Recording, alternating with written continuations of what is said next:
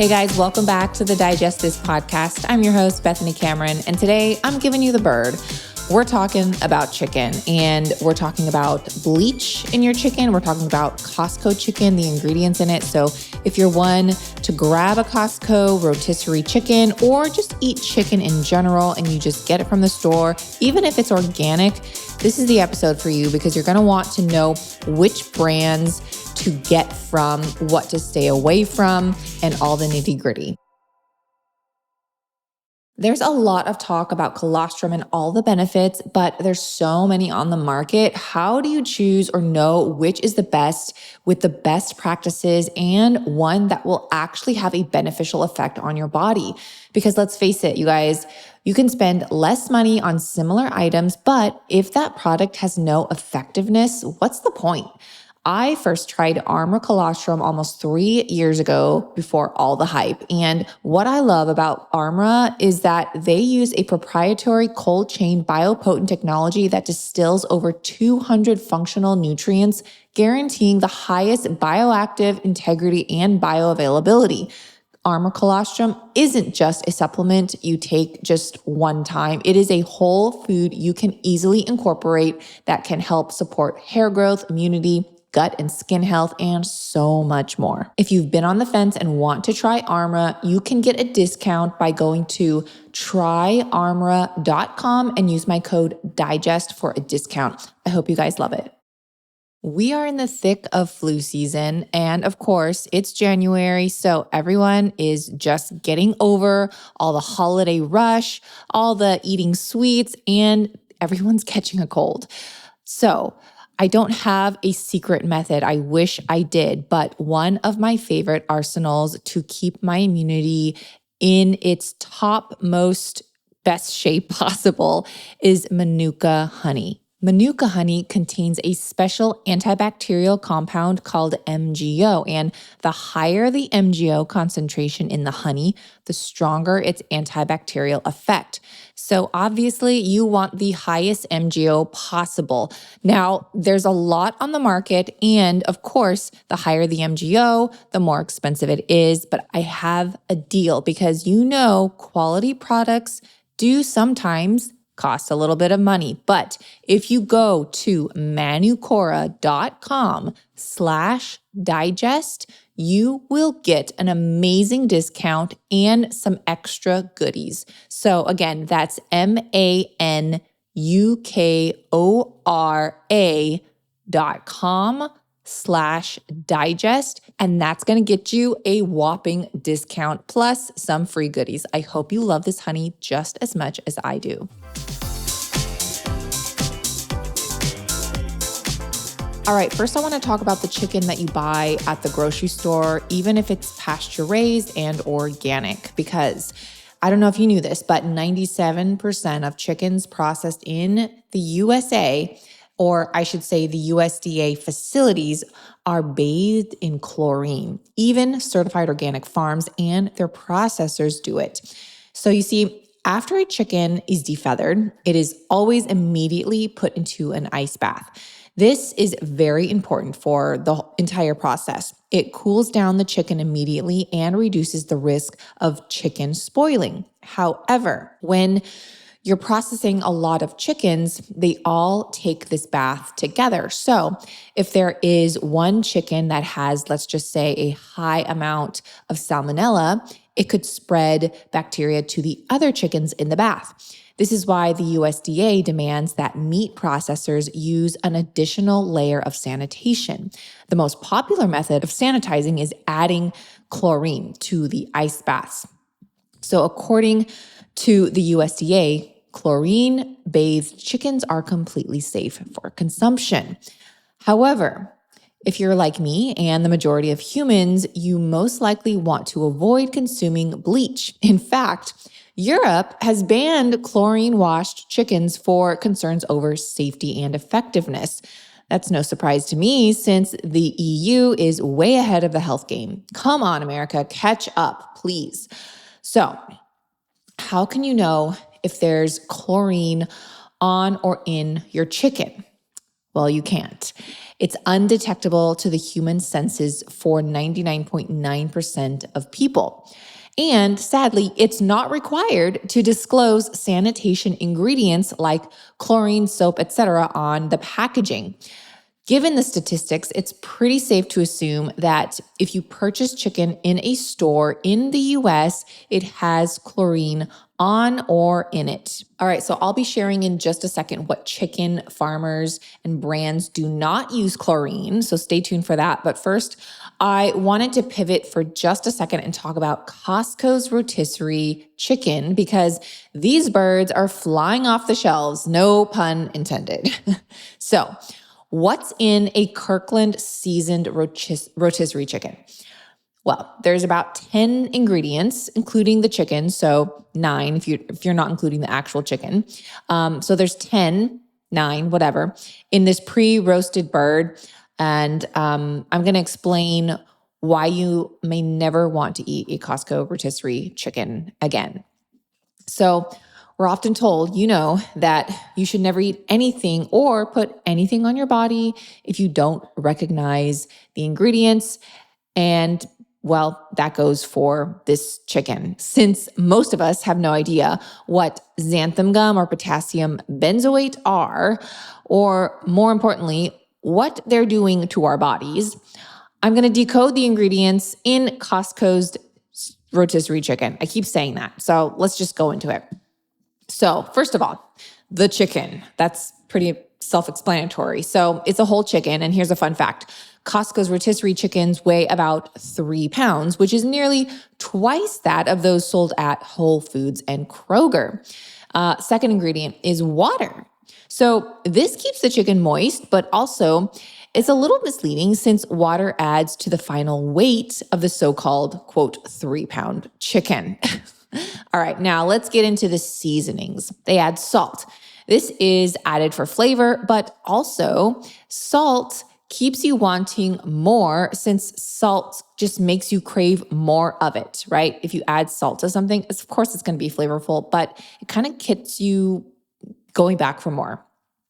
Now, another ingredient they add is sodium phosphate. So if you don't know, sodium phosphate is a generic term that may refer to any sodium salt combined with phosphoric acid, which prevents the growth of mold and bacteria.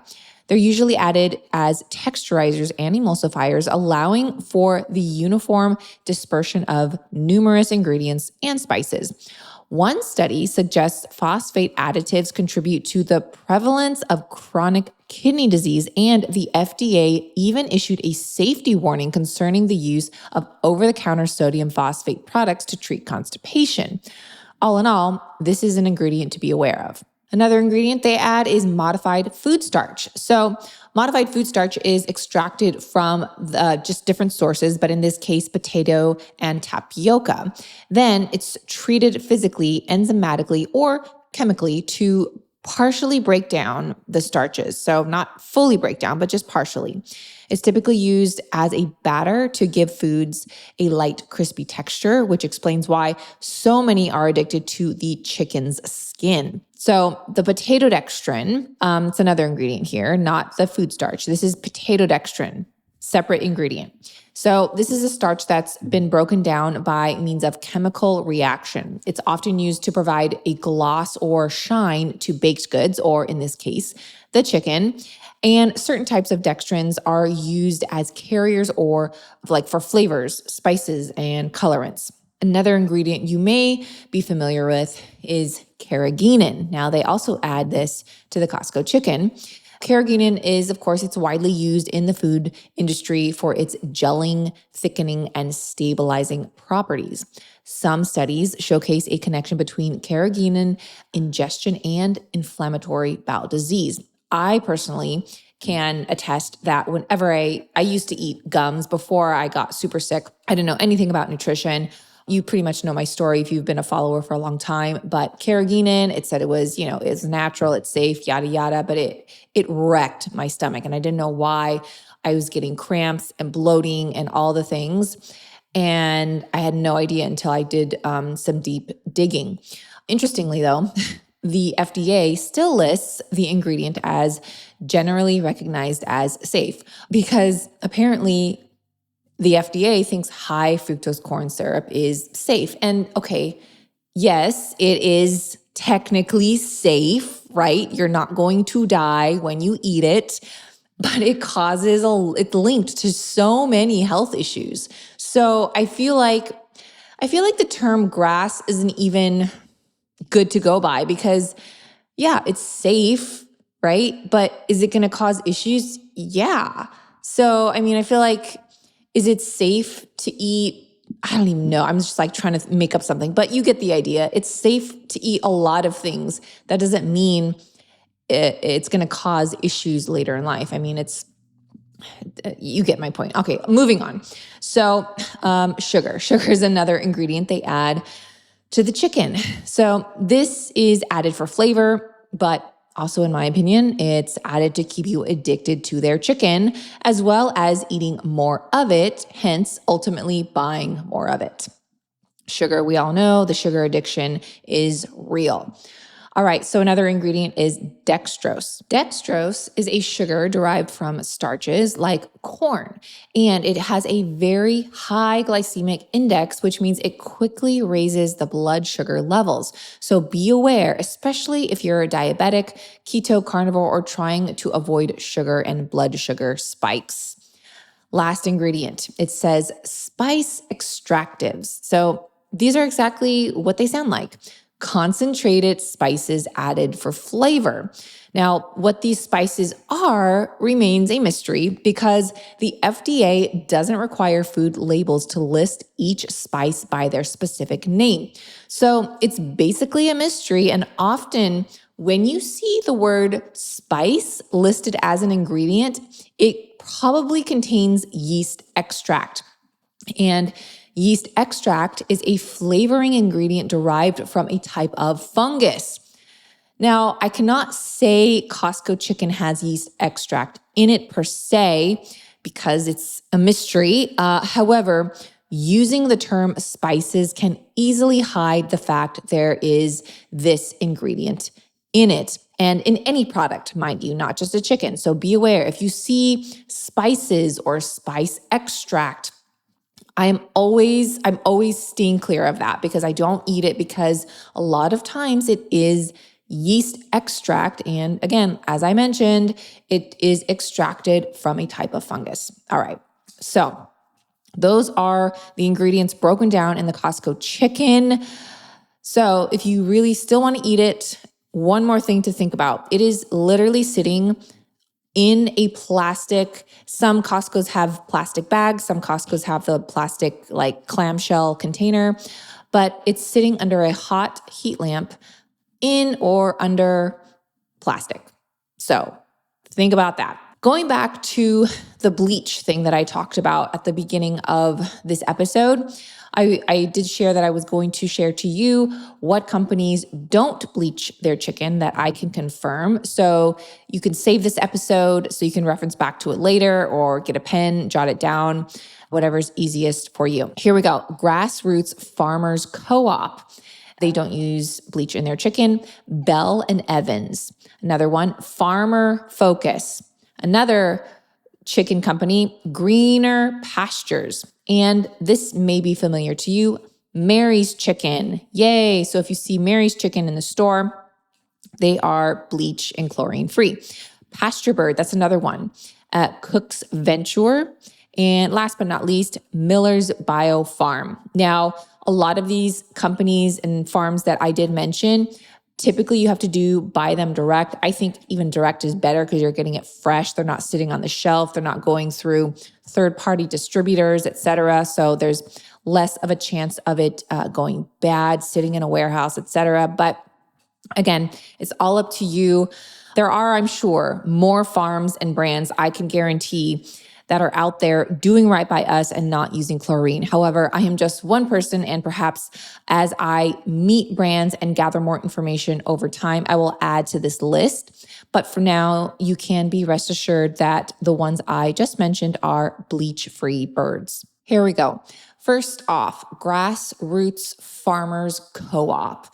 I do have a code for them. It's 15% off, code Little Sipper. Just go to Grassroots Farmers Co-op and use code Little Sipper for anything they use, or they have chicken, but they also have other types of meat, beef, venison, elk, etc. Bell and Evans, that's another one. Family Friendly Farms, another great one. Farmer Focus, Greener Pastures, Mary's Chicken, which Mary's Chicken, they actually are in several grocery stores. I've seen them in Whole Foods and also Sprouts. So if you wanted to go that route and pick them up at the store, Mary's Chicken. These other ones, I believe you do get direct and they ship it direct to your door, which I kind of like direct because you get the freshest chicken. They're not sitting in a store. They're not going through a third-party warehouse and going through several hands. You're getting it literally direct, the freshest it can be from the farm. But again, it's all about what works for you. Another one is Pasture Bird. They are also online. Another one is Cook's Venture.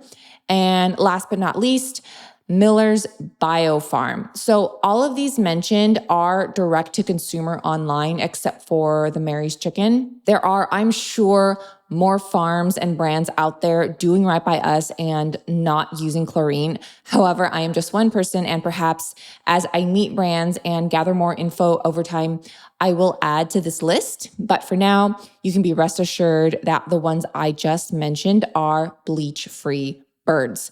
And again, I only have one code for the brands mentioned. You don't have to use or go to this particular farm, but if you did want a discount, it is the Grassroots Farmers Co-op, which is 15% off, code Little Sipper. I'll include that link in today's show notes as well, in case you guys wanted to check them out. And I hope this was helpful. I understand that we all can't be toxin free, right? I mean, we live in a toxic world, like literally the air we breathe when we walk outside. There's toxins. I mean, in the grocery store, they're spraying.